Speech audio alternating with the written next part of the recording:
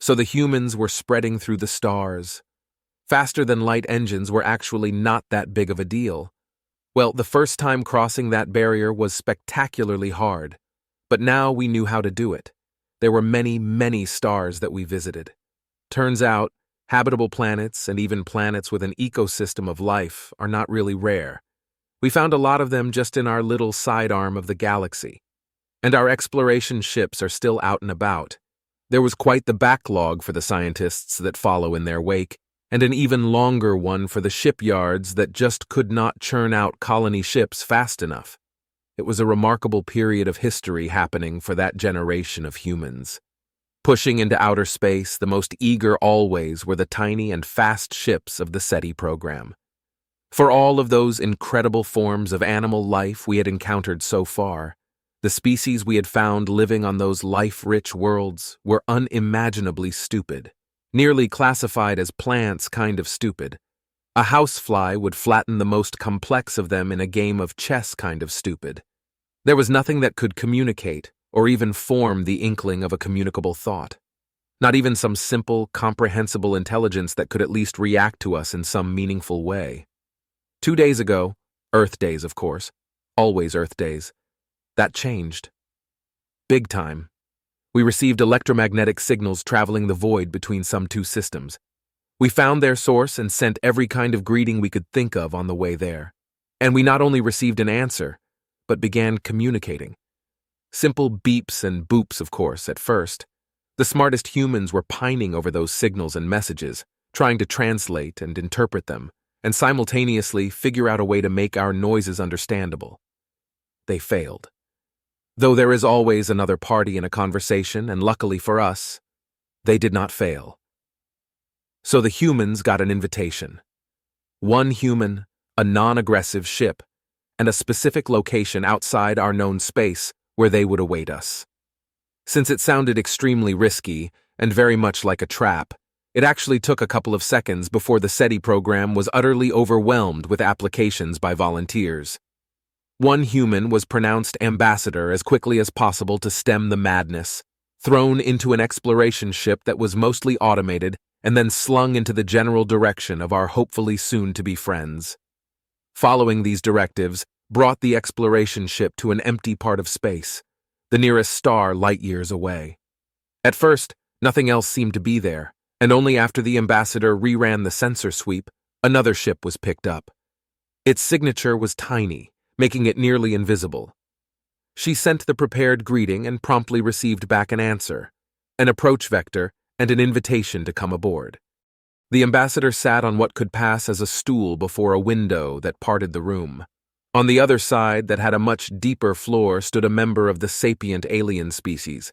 It was at least 6 times her height and towered over her. As far as she could discern, it sat on a single appendage, not unlike a snake's tail, but stubby and thick as a tree trunk. The upper body slimmed slightly to what probably was the torso, and then steeply curved into broad shoulders, where it had 2 arms that could probably reach the floor if they weren't in a mantis pose. There were another 2 pairs of shorter and thinner appendages hanging from the torso below the shoulders that had very fine 3-digit manipulators on their ends. That was relatively speaking. These hands would have easily be big enough to pick up a human. At the very top was the head hanging on a bent neck, which could have been called snake-like as well, though it was all wrong. Too broad and flat, no visible mouth, and 2 pairs of fully black eyes on the sides. There was no way to tell if it was wearing clothes, the flat gray color entirely featureless, practically the same as the walls around her.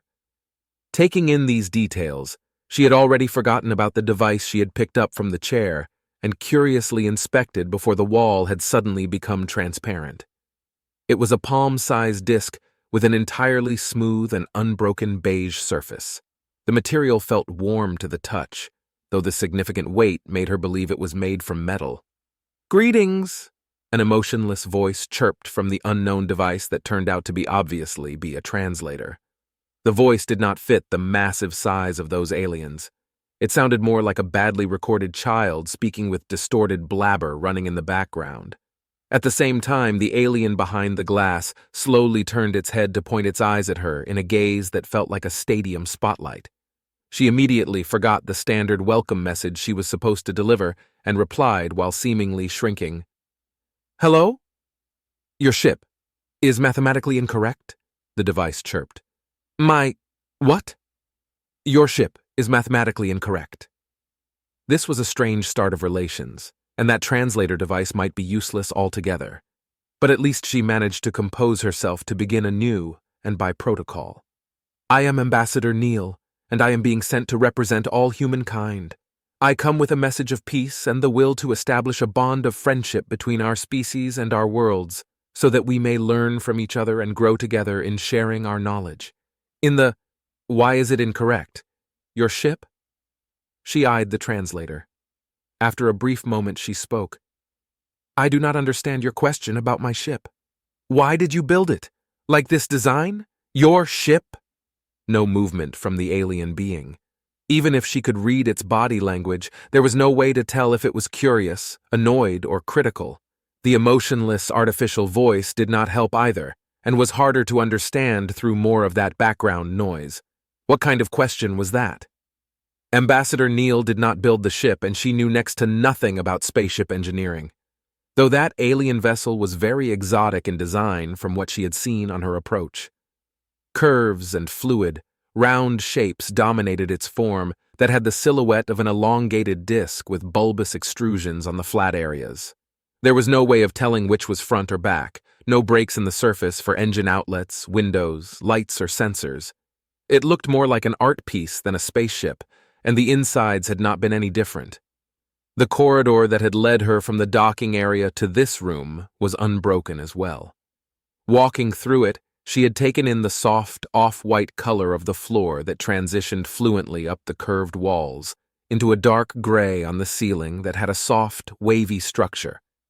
Though it was pleasantly bright, there was no visible lighting source, or anything else besides the bare surfaces. The smaller human exploration vessel looked embarrassingly clunky in comparison. Was that what did the alien being want to express? The ship was built along well-established design principles. It is a functional vessel made for long-distance exploration. May I ask a name with which I can address you? It lifted one of its 4 smaller arms to point at her, again in a very slow motion.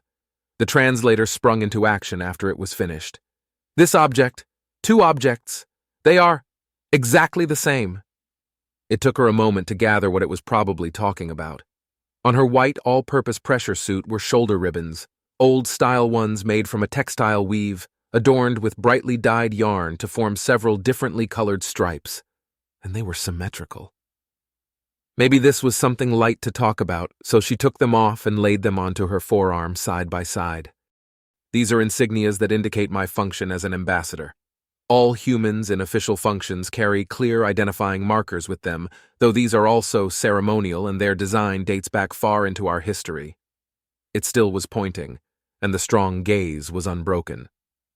"How did you build it? The insignias? Exactly the same?" It took her a moment to form a reply. "I don't know how they are made. I think there is—" "How? Do you not know?" The translator spoke louder than before. Maybe it only seemed louder because the being had leaned markedly closer to the glass. Ambassador Neil shifted on the stool. This was not at all how it was supposed to go. She had no idea what the alien was going on about. Maybe it was not a representative of their species. Maybe this was an interrogation.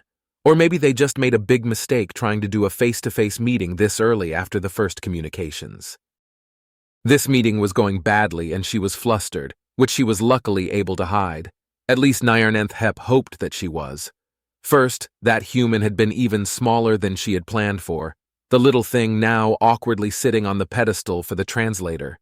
And then, Nyar's light-hearted, curious question seemed to completely fail to break the ice. But it truly was strange. The human was strikingly beautiful, and their ship was decidedly not. It was a pointy wedge that aggressively rejected the flow of space and the physical forces therein. Of course, the last thing had shocked her the most. The human apparently did not know how these adornments they were wearing themselves were made. Still, Nyar had to admit they were magnificently built, exactly the same down to every measurement she could discern. Maybe it was different for hive minds with that piece of shared knowledge at the moment unavailable to this human? Nayar thought up some pleasant diplomatic words of the human language and formed the thought at the translator. I just want to restate that the insignias are beautiful and well made. Please excuse my curiosity on their construction. I did not want to overstep. Perhaps you can help me understand your fascinating biology more instead. I would like to know about your means of communication through a shared consciousness. How are you able to connect to each other over stellar distances? Then she waited for the translator to create those air vibrations that were the human's way of exchanging information over small distances. Quite efficient, too, as it needed next to no energy and simultaneously worked between great numbers of individuals. Though it was a bit simpler than just transmitting thoughts and so likely offered less bandwidth for substance. The translated reply was overlaid with slight confusion, seemingly the normal state of that human, and a short explanation of quantum entanglement ship-to-ship communication. But that was not what Nayar wanted to know. She suspected the translator to be not accurate, even though she had been very proud of how she had made it, at least in the beginning. Thank you very much for the explanation on your ship-to-ship communication technology. I am afraid I have not understood how it ties into your interhuman communication. Could you please elaborate on how you communicate between humans outside the range of your voices? This time, the overlay of confusion was so strong that it was everything that came back. I am sorry for having been too vague, and I will try to explain it from my point of view. Since your arrival and at this moment, I cannot measure signals of any kind coming from you or being transmitted to you. Judging from your position of representing all humans and your current awareness, you are obviously still tied into the shared consciousness. This information I only want to know so I can ensure my earlier promise of no harm coming to you in my presence. My least desire is cutting you off from your collective because of my ignorance. More confusion and the polite inquiry to elaborate.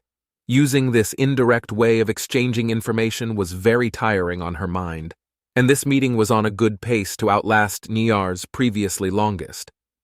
Carefully, she put together more phrases, but her curiosity and slight frustration got the better of her for a split second. How does your hive mind work? She then inquisited bluntly and too fast to stop herself. The human luckily did not appear to be disgusted from her directness, and even seemed to understand this question better. There was no confusion attached to the reply, and they flatly stated that humans were no hive mind, and this one was an independent individual. But that could not be. How could a being that tiny possess a nervous system complex enough to communicate intelligently, let alone create technology to traverse space? What, then, was the benefit of them being so many? With a thought, she locked down the meeting room with a full-spectrum communication blockage field, a safety measure she had implemented for emergencies and not planned to actually use.